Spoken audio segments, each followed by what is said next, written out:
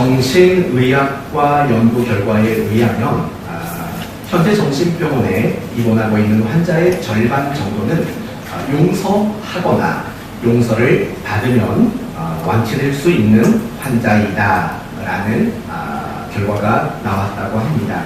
한 번만 더 들어보십시오.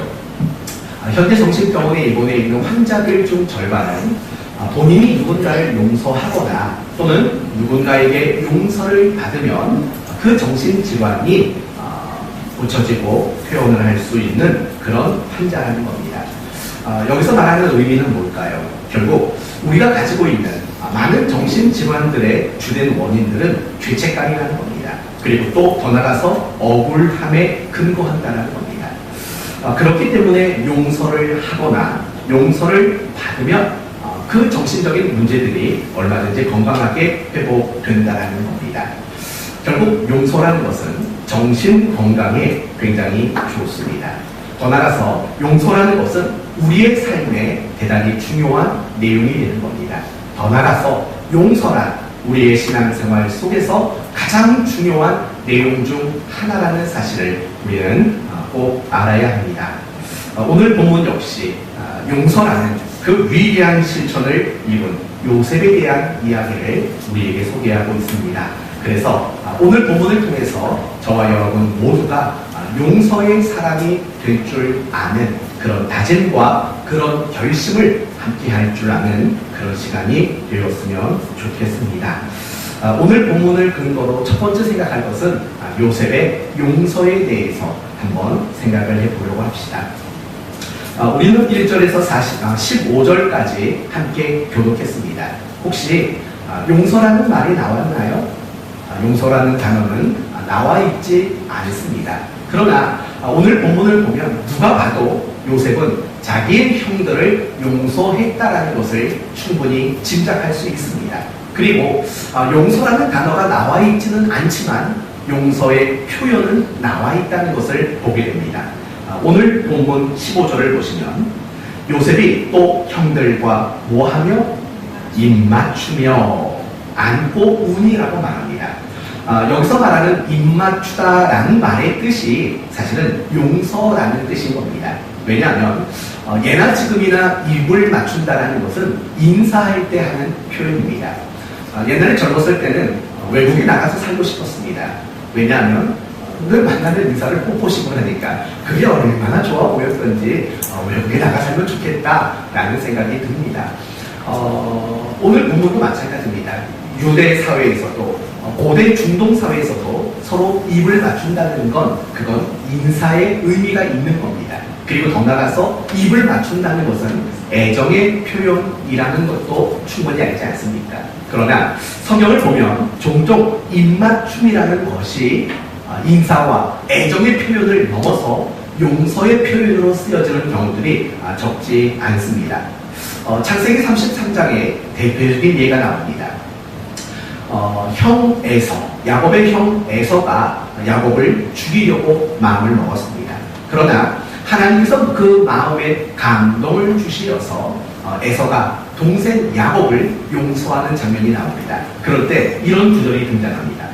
에서가 달려와서 그를 맞아서 안고 목을 어긋맞추고 그와 입맞추고 피차 우니라. 에서가 동생 야곱에게 입을 맞췄답니다. 그건 어떤 의미겠습니까? 용서해 주겠다라는 용서의 표현입니다. 누가복음 15장에도 이와 똑같은 얘기가 등장합니다. 탕자의 비유를 여러분 잘 아실 겁니다. 둘째 아들, 정말 불효 막심한 둘째 아들이 돌아왔을 때 아버지는 어떻게 합니까? 달려갑니다. 달려가서 그 아들을 끌어안고 그에게 입을 맞춥니다. 이렇게 표현됩니다. 아직도 상고가 먼데 아버지가 저를 보고 측은히 여겨 달려가 목을 안고 입을 맞추니. 입을 맞췄다라는 것은 단지 사랑과 인사의 차원을 넘어서 용서의 의미로 입맞춤이 표현되고 있는 겁니다. 오늘 본문의 요셉도 마찬가지입니다. 그가 그의 형들과 입을 맞췄습니다. 그것은 형들을 정말 진심으로 용서했다라는 그런 표현으로 이렇게 소개가 되고 있는 겁니다. 이런 의미로 본다면 요셉은 용서의 사람이 맞습니다. 더 나아가서 요셉은 정말 위대한 신앙의 인물이라는 것을 우리는 알 수 있는 겁니다. 왜 그렇습니까? 요셉은 왜 위대한 신앙인입니까? 그가 모든 고난과 모든 시련을 딛고 일어서서 성공했기 때문에 그가 위대한 신앙인입니까? 사실 그렇지 않습니다. 물론 그가 고난과 시련을 딛고 일어선 것도 적지 않은 것이고 위대하다고 말해도 괜찮습니다. 왜냐하면 결국 우리의 신앙생활 속에서 가장 중요하게 필요한 신앙의 내용이 있다면 그건 인내이기 때문에 그렇습니다. 정말 우리가 신앙생활을 하면 할수록 하나님을 알면 알수록 우리가 하나님의 뜻대로 더 살아가려고 노력하려면 할수록 우리에게 요구되는 것 결국 그것은 인내일 때가 사실은 많습니다. 그렇지 않습니까? 여러분이 신앙생활을 하다가 인내해야 하는 순간들을 마주할 때가 얼마나 많습니까? 인내라는 것은 작은 것이 아닙니다. 인내라는 것은 너무나도 소중한 것이며 너무나도 큰 것이 맞습니다. 그러나 인내만큼이나 크고 위대한 신앙의 내용이 있다면 그건 바로 용서라는 겁니다. 오늘 요셉의 용서가 얼마나 위대한 용서인지 아십니까? 그 이유는 여러 가지가 있습니다. 첫째는 요셉에게는 힘과 권세가 있었습니다.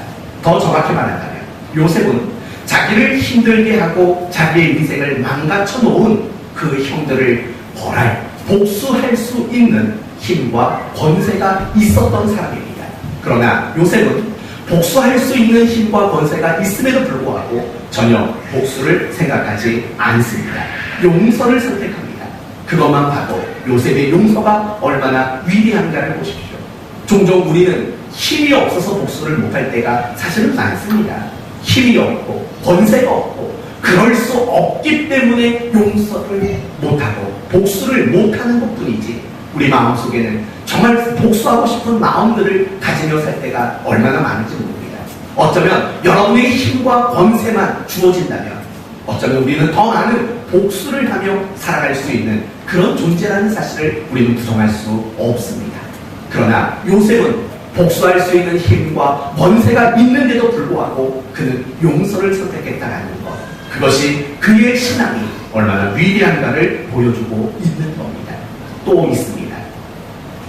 요셉을 만난 형들은 두려웠습니다. 아무 말도 못합니다. 요셉이 묻습니다.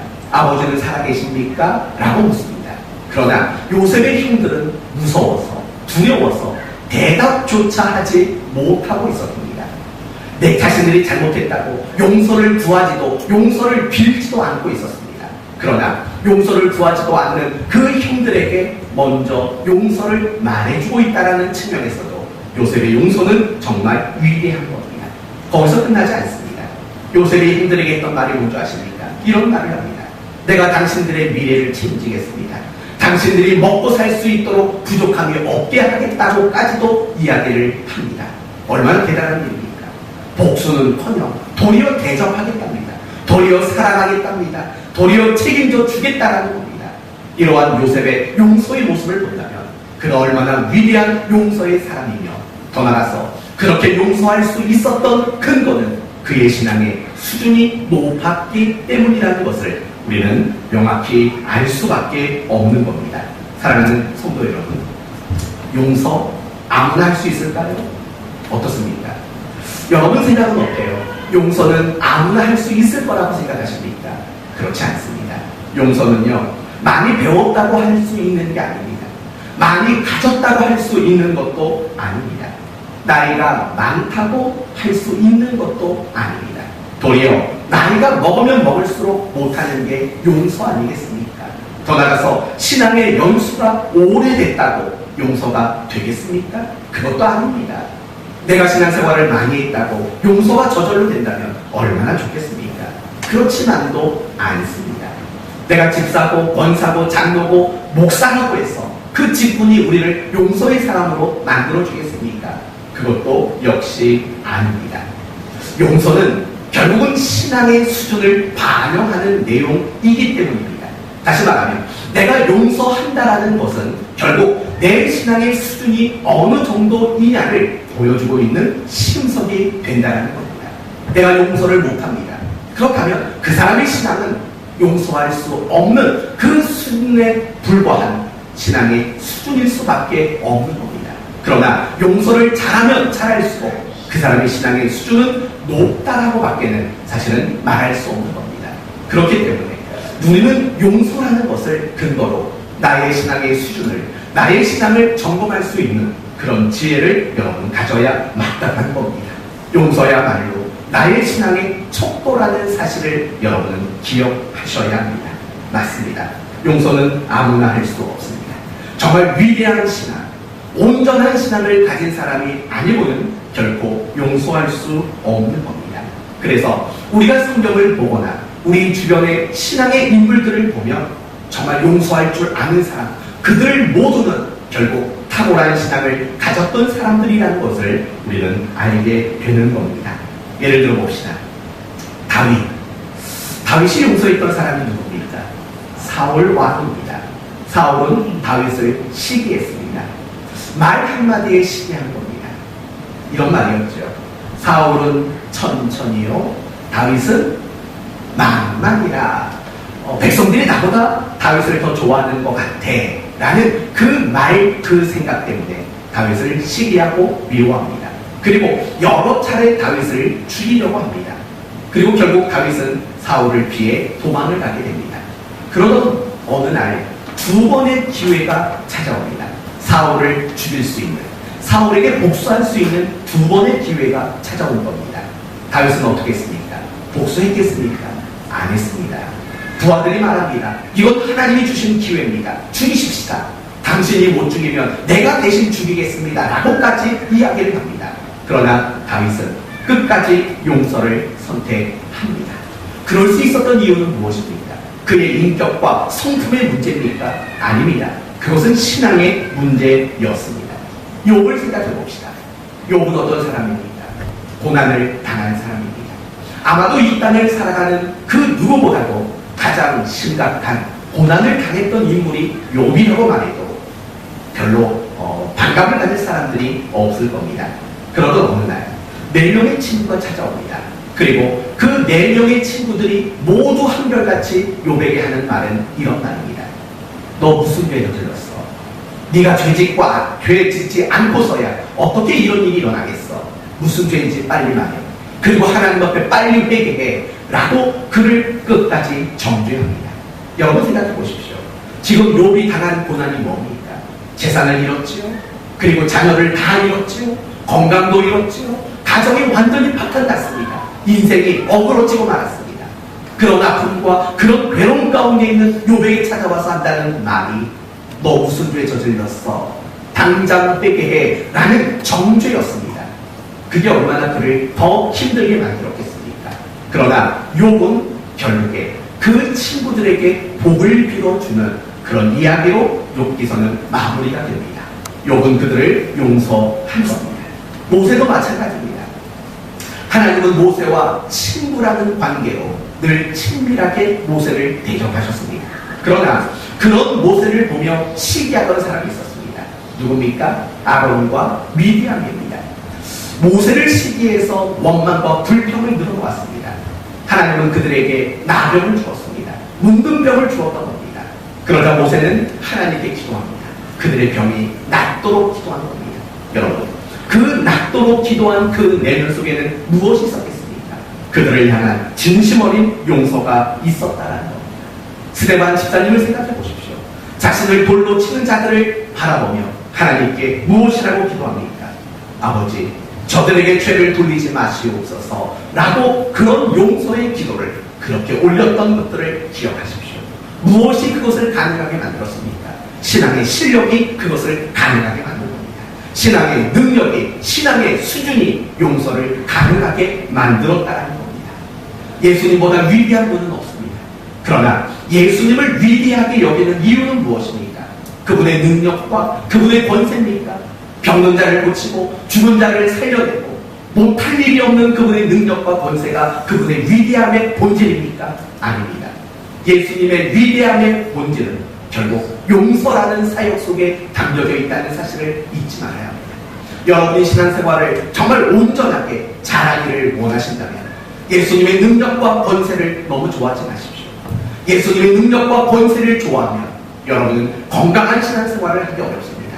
예수님의 능력과 권세가 아니라 예수님의 온유하고 겸손하신 성품, 예수님의 그 이 땅을 살아가도록 만들었던 그 신앙의 본질과 내용, 그 모습들을 우리는 더 흠모해야 하고 그것들을 더 소망할 때 더 건강하고 온전한 신앙생활을 우리는 감당해 나갈 수 있게 되는 것입니다. 신앙이 위대할수록 그 사람에게 나타나는 특징이 있다면 그건 바로 용서할 줄 아는 모습이 나타나게 된다는 겁니다. 오늘날 세상의 많은 사람들은 용서할 줄 모릅니다. 특히 세상에 많고 많은 나라 사람들 중에서 우리나라 사람들만큼 용서할 줄 모르는 사람은 아마 없을 겁니다. 우리나라 사람들은 용서를 못합니다. 정말 용서할 줄 모릅니다. 오죽하면 우리나라에만 있는 병이 있습니다. 병명이 있습니다. 알죠? 영어로 이 병은 이런 병입니다. 화병. 그쵸? 화병. 화병은 우리나라만 있는 병입니다. 그러면 여러분, 왜 우리나라 사람한테 그렇게 화병이 많습니까? 제 얼굴 한번 보십시오. 여기도 분명히 화병을 가지고 있는 분들이 몇 분씩 계신 것 같습니다. 왜 자꾸 그렇게 화병이라는 게 돋을까요? 이유가 뭘까요? 결국 용서하지 않는 거죠. 용서하는 마음이 없이 계속 응어리가 쌓이니까 결국 화병이라는 정말 세상에 유례가 없는 그 병이 발병하는 것 아니겠습니까? 예전에 아주 재미있는 글 하나를 읽은 적이 있습니다. 이런 글입니다. 한국과 일본 사람들이 법원에 고소장을 과연 얼마나 내는가를 조사한 결과였습니다. 들어보십시오. 일본은요, 1년 동안 12,000건의 고소장이 접수가 된답니다. 12,000건의 고소장. 우리나라는 어떨까요? 우리나라는 1년에 법원에 고소되는 고소장이 몇 건이나 될까요? 놀라지 마십시오. 60만 건이 넘는답니다. 일본과 비교해보면 50배가 넘습니다. 50배가 넘도록 고소장을 많이 접수합니다. 툭하면 고소하는 거죠. 그런데 인구 비율로 따지면 그 비율은 훨씬 더 높아집니다. 120배나 된답니다. 우리나라 사람은 일본 사람들보다 120배나 고소하는 걸 굉장히 좋아한다는 겁니다. 그만큼 우리나라 사람은 용서할 줄 모르는 겁니다. 여러분도 저도 다 우리나라 사람 아닙니까? 그래서 예수 믿는데도 불구하고 예수 믿는 그리스도인된 우리들 역시도 서로 용서할 줄 모르는 경우들이 얼마나 많은지 모릅니다. 이제 여러분에게 묻습니다. 여러분은 어떻습니까? 화병을 가지고 살고 있지는 않습니까? 용서하지를 못해서 수십 년 전 일부터 지금까지 용서를 하지 않아서 여러분의 마음이 화병으로 둘러싸여 있지는 않습니까? 여러분은 정말 용서할 줄 아는 분이십니까? 혹시 여러분의 마음속에 앙금은 가지고 있지는 않습니까? 누군가에게 나쁜 감정을 가지고 있지는 않습니까? 누군가에게 원한을 가지고 있지는 않습니까? 누군가에게 목숨의 칼날을 지금 갈고 있지는 않습니까? 분명히 어떤 모양으로든 우리는 나쁜 감정과 앙금을 분명히 가지고 있을 겁니다. 그리스도인은 결코 그래서는 안 됩니다. 저는 여러분 모두가, 저를 포함해서 여러분 모두가 용서의 사람이 되기를 바랍니다. 여러분의 인생을 망쳐놓았던 사람이든, 여러분을 힘들게 한 사람이든, 여러분 때문에 인생의 먹구름을 끼게 만든 사람이든 그 누구든지 간에 여러분을 수치스럽게 만들고 여러분을 억울하게 만들고 여러분을 잠 못하게 만든 그 누구라 할지라도 용서할 줄 아는, 용서를 선택할 줄 아는 여러분 모두가 되시기를 바랍니다. 우리는 수련회 때 이런 결심과 다짐을 했습니다. 다시 시작합시다. 다 동의했지 않습니까?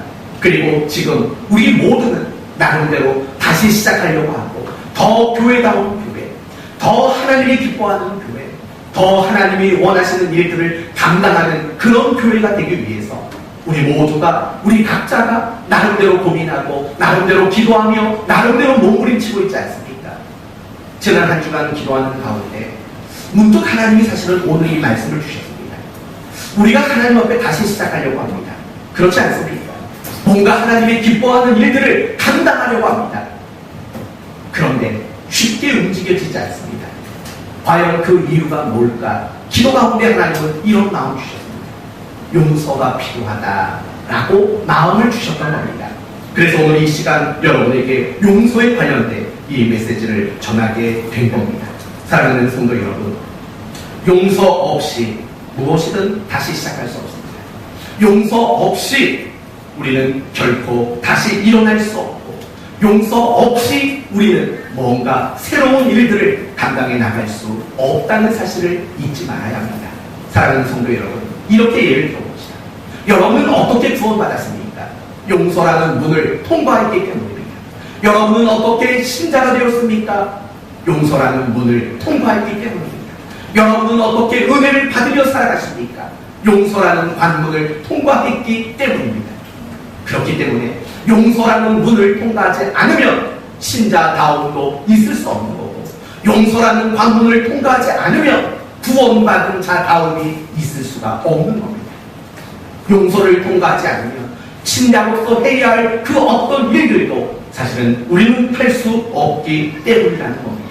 사랑하는 성도 여러분, 우리 교회가 다시 시작했으면 좋겠습니다. 다시 일어서야 하고, 다시 감당해야 하고, 다시 힘을 발휘해야 합니다. 그러나 용서 없이는 될 수 없습니다. 그렇다고 여러분이 서로 그냥 나쁜 그런 게 있다는 말이 아닙니다. 작은 것까지라도 여러분의 가정, 여러분의 일터, 여러분이 만나는 사람들, 그리고 이 공동체 안에서 여러분이 용서라는 관문을 통과하지 않은 것이 있다면 그거 먼저 통과해야 한다는 것입니다. 사랑하는 성도 여러분, 용서를 통과하지 않은 그 어떤 은혜도 있을 수 없습니다. 용서가 없는 교회는 더 이상 교회가 아닙니다. 용서가 없는 신앙은 더 이상 그것은 신앙이 될 수 없다는 것입니다. 용서가 없는 그 무엇도 의미가 없고, 그 어떤 것도 가치가 없다는 사실을 잊지 마십시오. 용서하는 여러분이 되시기를 바랍니다. 이를 꼭 다물고 이것만큼은 아멘 못하겠습니까? 다시 한번 기회를 드립니다. 용서할 줄 아는 여러분 되시기를 바랍니다. 한 번 맞죠? 이제 됐죠? 네. 몇 번까지 용서할까요? 70번씩? 7번은 못하더라도 70번씩 6번이라도 여러분 그렇게 늘 용서해야 합니다. 제가 지난주 설교했던 제목 기억나십니까? 내용까지 물어보면 기억날 사람 없을 거고, 제목은 기억나십니까? 이젠 네? 이게 참, 네. 이젠 사랑합시다. 지난주 설교가 이젠 사랑합시다 였잖아요. 어려운 것도 아닌데 그 제목도 기억이 안 나십니까? 사랑이 뭡니까? 결국 용서가 최고의 사랑인 겁니다. 용서 없는 사랑은 다 거짓말입니다. 용서 없는 사랑은 그건 진짜 사랑이 아닙니다. 그래서 저는 여러분 모두가요, 용서라는 그 사랑을 실천하는 성도, 그런 공동체가 되기를 바랍니다. 그러면 묻고 싶을 거예요. 도대체 왜 용서합니까? 나를 그렇게 힘들게 하는데, 내 마음에 그렇게 상처를 냈는데, 나를 그렇게 괴롭게 만들었는데 내가 왜 용서해야 합니까? 라고 물을 겁니다. 두 가지 이유를 여러분에게 설명을 할 겁니다. 첫째 이유는 굉장히 이기적인 이유입니다. 여러분 자신을 위해서 늘 용서하는 겁니다. 잠언서 19장에 이런 말이 나옵니다. 노하기를 더디하는 것은 사람의 슬기요, 허물을 용서하는 것은 자기의 영광이라 라고 말을 합니다. 허물을 용서하는 것은 내 영광이라는 겁니다. 이걸 우리 식대로 말하면 우리가 누군가를 용서하는 것은 결국 내 자신을 위한 것이다 라고 말을 하는 겁니다. 그래서 어떤 사람은 용서를 이렇게 정의내렸습니다. 세상에서 가장 이기적인 사랑, 그것은 용서라는 겁니다. 여러분, 왜 용서를 이기적인 사랑이라고 말합니까? 그것은 나를 위해서 하는 거기 때문에 가장 이기적인 사랑입니다. 맞습니다. 용서는 타인을 위해서 하기 이전에 나를 위해서 하는 겁니다. 용서는 다른 사람에게 혜택을 주기 이전에 나에게 혜택을 끼치는 것이 결국은 용서이기 때문입니다. 어떤 한 상담 사례 하나를 여러분에게 이야기하려고 합니다. 중년의 한 여성이 있었습니다. 이 여자분은 남편과 25년을 살았습니다. 그리고 남편은 암투병 끝에 세상을 떠났습니다. 25년이 정말 행복했답니다. 그리고 25년 동안 남편을 존경하지 않은 적이 없고 그 남편을 사랑하지 않은 적이 없다고 합니다. 그러던 어느 날 남편이 암이 발견됐고 그것도 말기암이었습니다. 그렇게 병상에서 간호를 하던 가운데 남편이 아내에게 문득 이런 얘기합니다. 여보, 내가 이렇게 죽을 날이 얼마 안 남았는데 내가 마지막 소원이 하나 있다고, 그 소원 좀 들어주면 안 되겠냐고 그렇게 얘기를 했답니다. 그러자 이 아내가 뭐든지 말해보라고, 내가 그 소원 들어주겠다고 대답을 했습니다. 이 말을 듣고 있던 남편이 한참을 머뭇거리다가 입을 뗀 말이 뭐냐면 이런 말을 했답니다. 사실은 내가 몇 년 전부터 만나오던 여자가 있었다는 겁니다. 내연녀가 있었다는 거죠. 그 내연녀 죽기 전에 한 번만 얼굴 보게 해달라는 겁니다. 그게 남편이 아내에게 마지막 소원이라고 말했던 내용입니다. 그 말을 듣고 아내는 기절했다는 겁니다. 그리고 며칠 후 남편은 죽었습니다. 여러분, 이 여자의 마음, 이 중년 부인의 이 마음을 여러분은 가질 수 있겠습니까? 남편이 죽은 후에 애통함보다 슬픔보다는 굉장히 그 심한 분노감에 매일매일 순간이 숨이 멎을 것만 같은 인생을 살았답니다. 당연히 그렇겠죠. 25년을 정말 한결같이 살아가고, 아니 제가 그런 게 아니고 왜 저를 그렇게 쳐다보십니까 다들. 아니 25년 동안 정말 존경하고 사랑하고 행복했다고 생각했는데 몇 년 전부터 내연녀가 있었다. 여러분, 이게 얼마나 큰 배신이고 상처였겠습니까?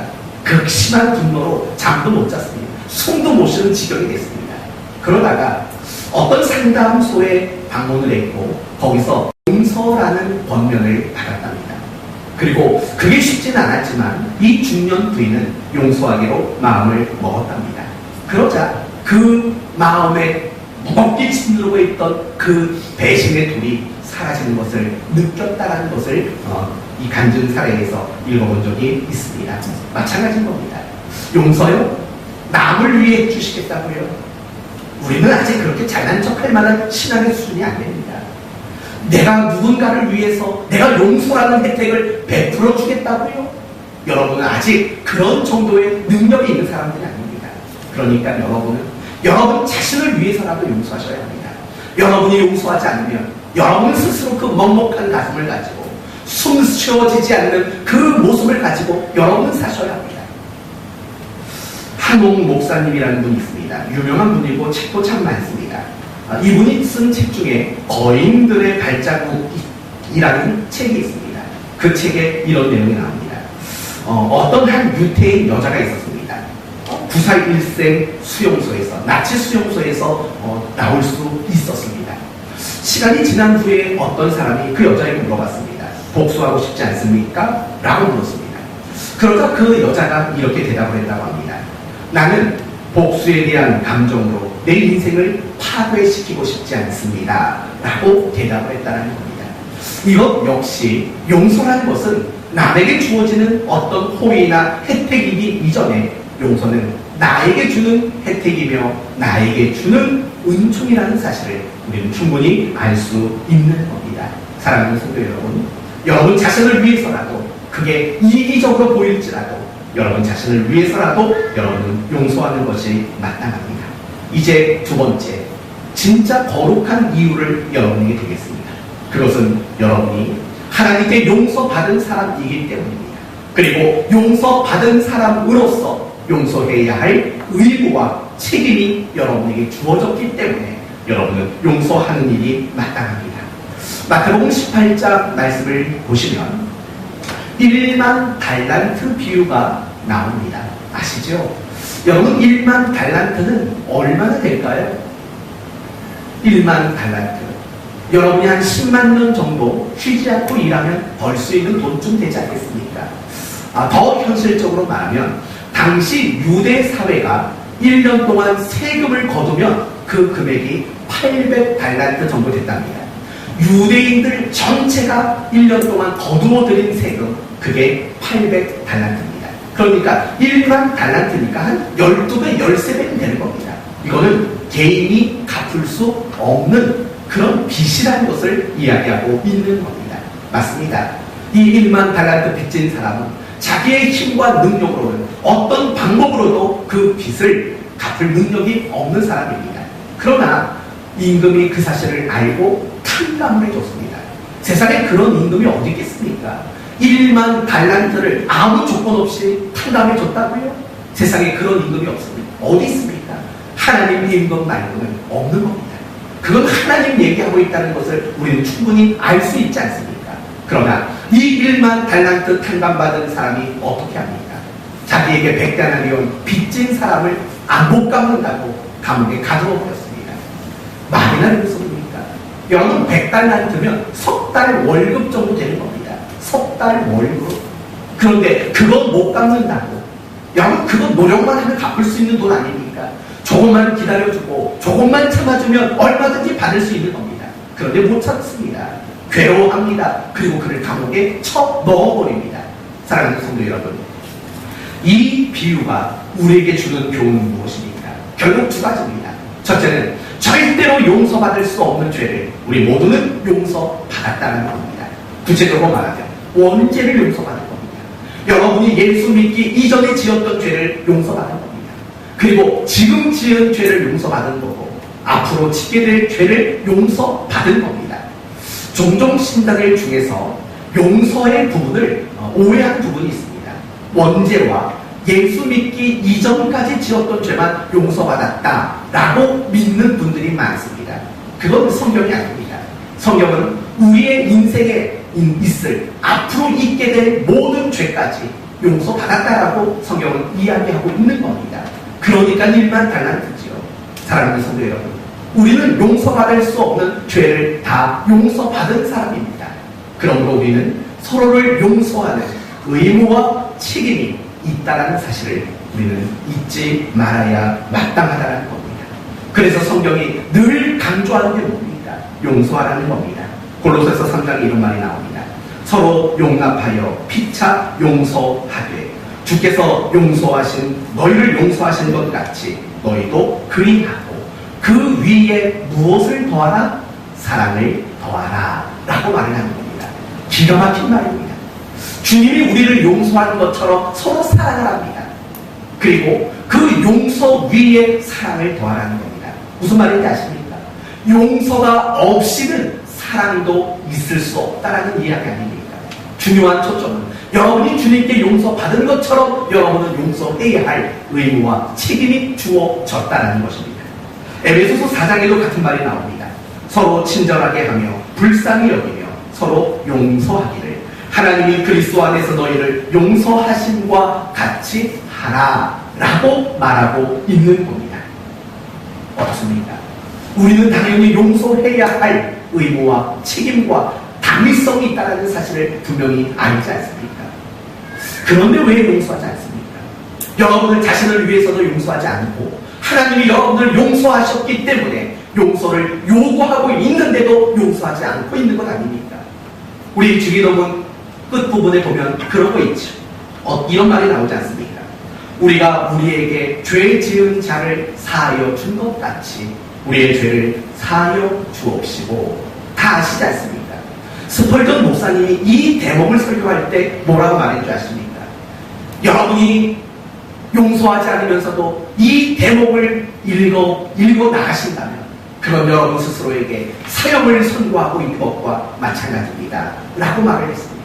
그러면서 덧붙여서 이렇게까지 말했습니다. 여러분이 용서하지 않으면서도 이 주기도문을 외우고 있다면 여러분은 이렇게 기도하고 있는 것과 마찬가지입니다. 하나님, 절대로 용서하지 마십시오 라고 기도하는 것과 다를 바 없다라고 그렇게 이야기하고 있습니다. 무서운 얘기 아닙니까? 정말 새벽마다 나오는 분들은 새벽마다 주기도문을 말합니다. 그 기도가 뭡니까? 스스로를 향해서 사형 선고문을 읽고 있는 겁니다. 왜요? 용서하지 않고 있습니까? 내가 누군가를 용서하지 않으니까 하나님 절 죽이십시오라는 기도로밖에는 하나님은 못 듣겠는다는 말 아닙니까?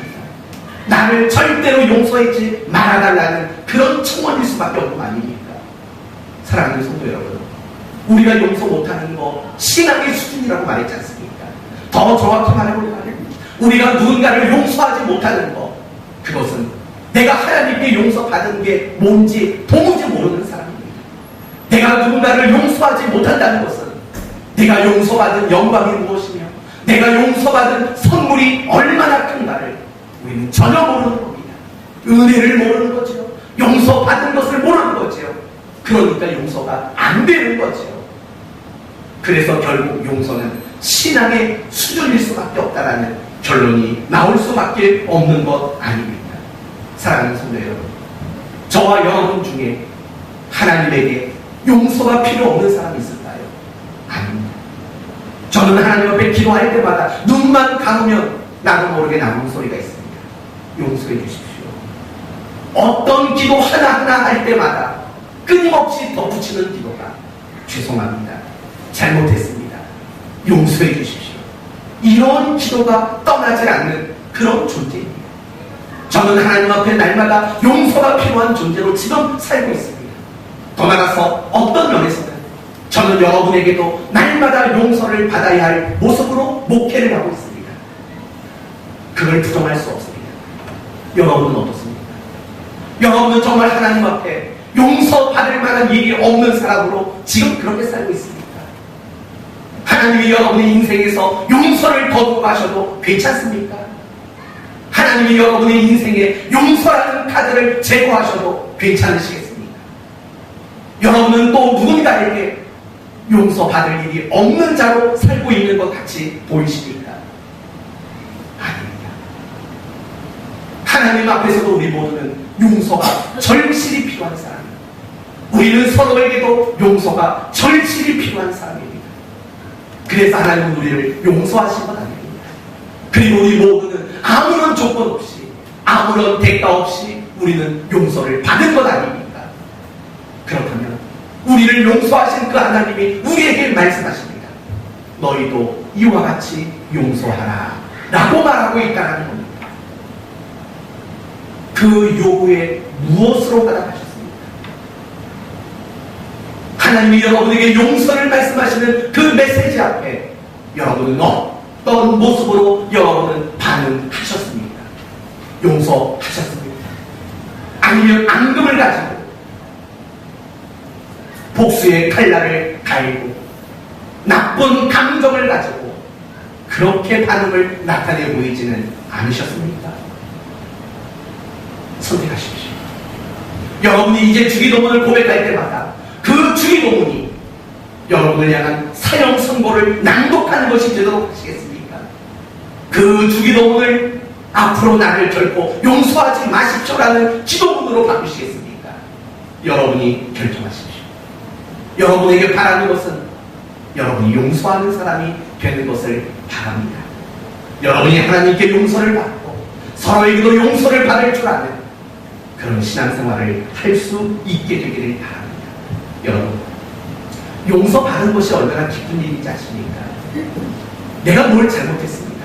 뭐 예를 들면 그거죠. 아이들 수준에 맞춰서 말하면 점수가 안 나왔네요.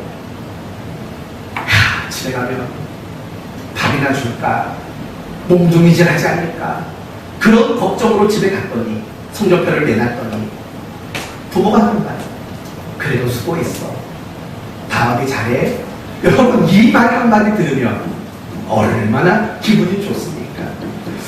재미난 얘기 하나만 잠깐 해드릴게요.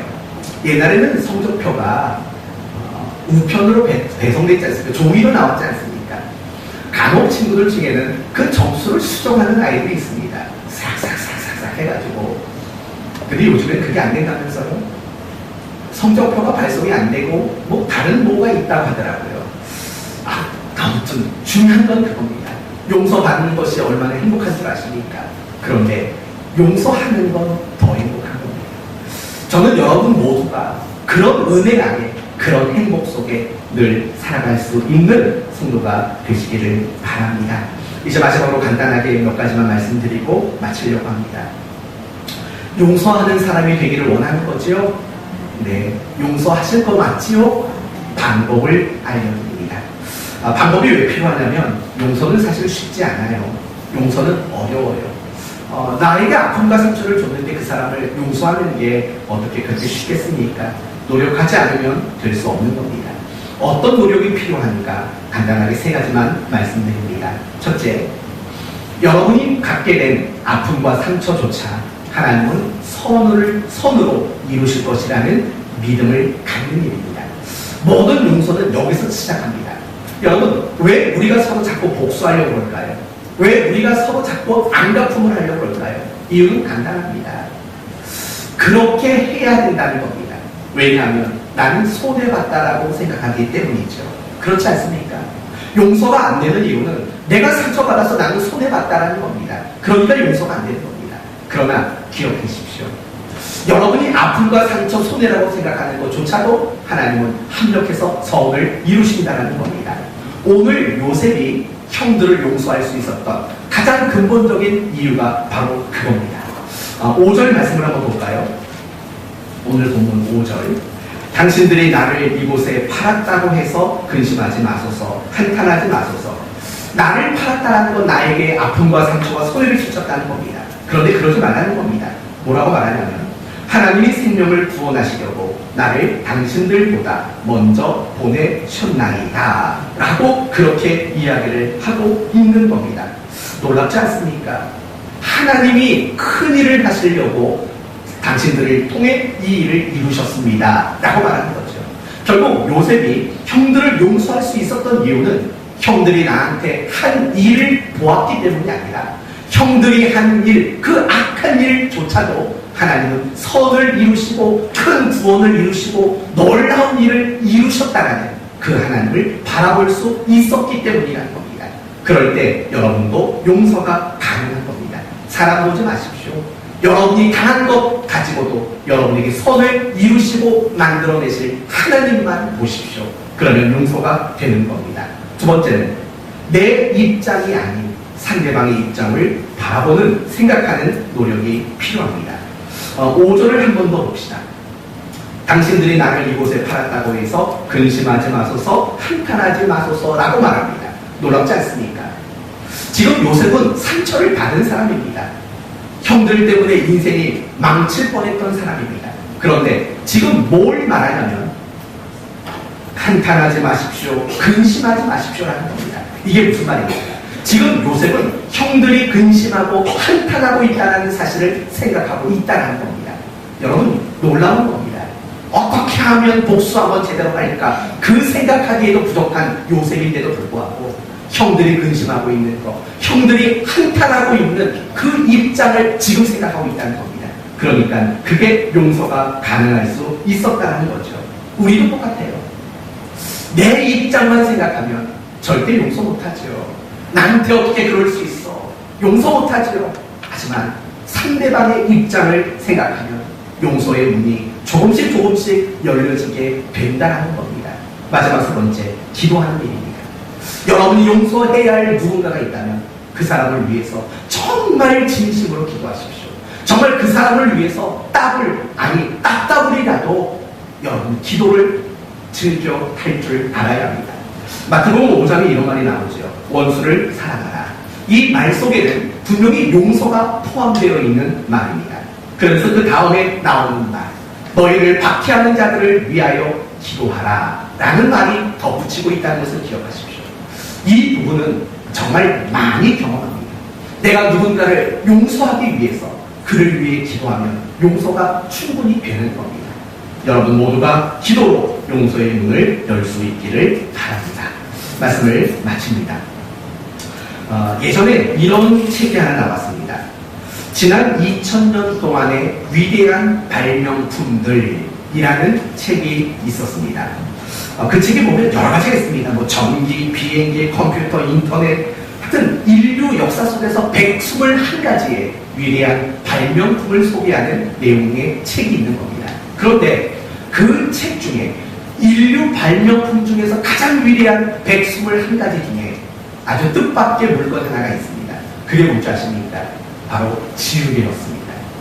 누가 지우개의 발명을 위대한 발명이라고 생각하겠습니까? 그러나 그 책은 지우개의 발명이 굉장히 위대했다고 말합니다. 뿐만 아니라 인류의 역사를 바꿀 만한 발명이 바로 지우개라는 겁니다. 이렇게 생각해 보십시오. 화가가 있습니다. 아주 위대한 화가가 있는데 만약에 지우개가 없었다고 생각해 보십시오. 여러분이 알고 있는 그 유명한 그림 작품들이 나올 수 있었겠습니까? 설계를 하는 사람 또는 어떤 글을 쓰는 사람, 작곡을 하는 사람, 그들에게 지우개가 없었다면 그렇게 유명한 곡이 만들어질 수 있었을까? 그렇게 유명한 작품들이 쓰여질 수 있었을까? 그런 의구심이 든다는 겁니다. 그래서 지우개는 인류 역사에서 가장 위대한 발명품 중에 하나라고 그렇게 이야기를 합니다. 하나님은 우리에게 그 지우개를 주신 겁니다. 회개라는 지우개, 용서라는 지우개, 그것을 통해서 우리의 인생과 우리의 신앙을 완성해 가도록 그것을 우리에게 선물로 주신 겁니다. 용서야말로 하나님이 우리에게 주신 최고의 선물임에 틀림없습니다. 그러므로 여러분 모두가 서로를 용서하십시오. 첫째는 이기적인 이유지만 여러분 자신을 위해서 용서하시고, 두 번째는 거룩하고 영광스러운 이유로 여러분 모두가 용서의 의무와 책임을 받은 자로서 서로를 용서하는 여러분 되십시오. 서로 여러분이 받은 모든 상처가 선으로 바꾸실 하나님 바라보시고, 상대방 입장에서 먼저 생각하려고 노력하시고 기도를 노력하시면서 용서하는 여러분 되시기를 바랍니다. 이젠 서로 용서의 입맞춤을 하시기를 바랍니다. 그 용서의 입맞춤이 있을 때 우리 모두는 가정을 세울 수 있고, 여러분의 교회를 세울 수 있고, 하나님 나라를 세울 수 있습니다. 용서라는 거룩하고 영광스러운 의무를 다함으로 우리 모두가 하나님이 기뻐하시는 주의 몸된 교회 성도들로 살아가는 여러분 모두가 되시기를 바랍니다. 마지막으로 하나지만 따라합시다. 이젠 용서하겠습니다. 기도합시다. 감사하신 주님, 오늘 용서